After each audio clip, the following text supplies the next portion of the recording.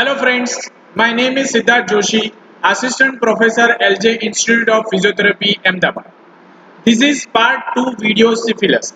In previous video, we understand what is syphilis, what is definition of syphilis, types of syphilis and classification of syphilis.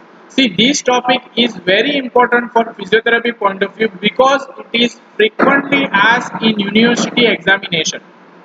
So, after that, whatever complication occur like hemiplegia, hemiparesis, pain, tenderness, neuromuscular incoordination, in this all topic, physiotherapy role is very important. So on an average, this video is very important for every aspect. Plus, this video is beneficial for clinical therapist also because if they know what is the reason, how it happened, what are the signs and symptoms and how we will treat, then they can easily treat that patient.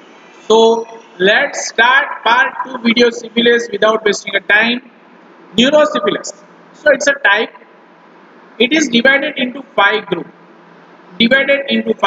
which may overlap, means one is going on and second is also going on, so it may be overlap.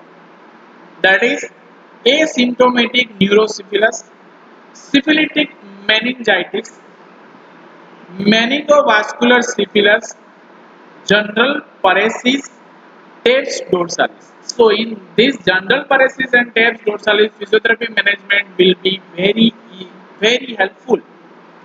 So one should be very thorough with this condition. Asymptomatic neurosyphilis, CSF abnormalities such as lysotis protein elevation or a reactive VDRL in the absence of signs and symptoms of neurological disease. Some untreated secondary syphilis patients have an abnormal CSF test results also. So sometimes what happens, you don't have any kind of positive report, but signs and symptoms always gives a signal it is a syphilis. So in the physiotherapy role, you always concentrate on symptomatic treatment. If paralysis is there, you treat paralysis perfectly authentically. If neurositis is there, you treat that particular condition. So when you go symptomatic treatment, automatic all treatment will be. And syphilitic meningitis, aseptic meningitis, that is usually within the first year of infection there are chances but may occur at any time after primary stage.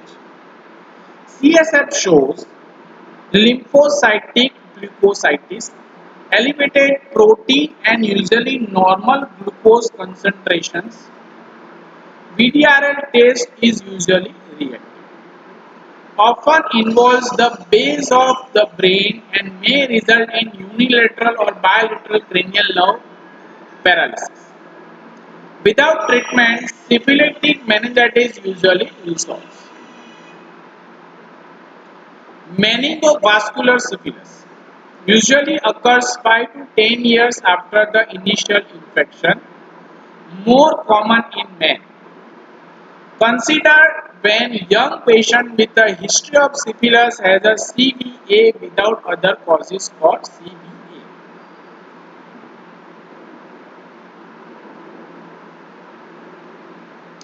General paresis. Paresis means weakness. Chronic meningoencephalitis resulting in gradually progressive loss of cortical function. Occurs 10 to 20 years after the initial infection.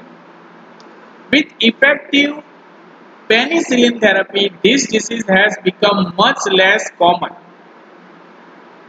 CSF is almost always abnormal with lymphocytic leukocytosis and increased protein.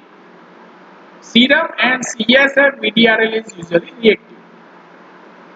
Responds well to penicillin therapy if administered early. As many as one-third of treated patients may develop progressive neurologic decline in the later years. TAPS dorsalis, a occurs 20 to 30 years after the initial infection. So it is a very late condition. It is uncommon, more common in whites and in men. It's a slowly progressive degenerative disease involving the posterior column and posterior roots of the spinal cord. Results in progressive loss of peripheral reflexes, impairment of vibration and position sense, and progressive ataxia. Sudden and severe painful crises are characteristic. So usually involve the lower extremities but may occur at any site. It may be at any site. Severe sharp abnormal pain may lead to exploratory surgery.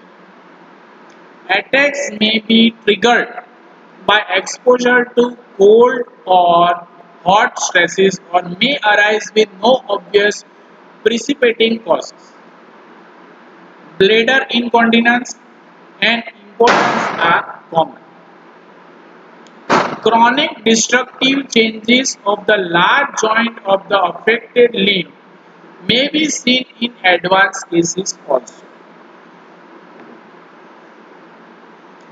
Now coming to the next, cardiovascular syphilis. So it may be affect cardiovascular system also. May not manifest clinically until 20 to 30 years after infection, but usually begins within 5 to 10 years after initial infection.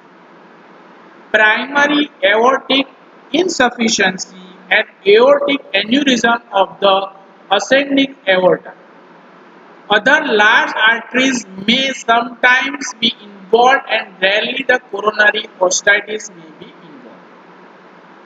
Asymptomatic aortitis is best diagnosed by visualizing linear calcification in the wall of the ascending aorta.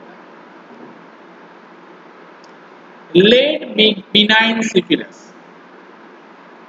So, it may be usually develop 1 to 10 years after infection and may involve any part of the body. Huma may be single or multiple. Start as a superficial nodule or as a deeper lesion that breaks down to form punch out ulcers. They are ordinary, indolent, slowly progressive and integrated granulomatoma with central healing with an atrophic scar surrounded by hyperpigmented borders. Response rapidly to treatment thus is relatively minimal. So these are the types and this. So in next video we will go for treatment and physiotherapy management. Thank you.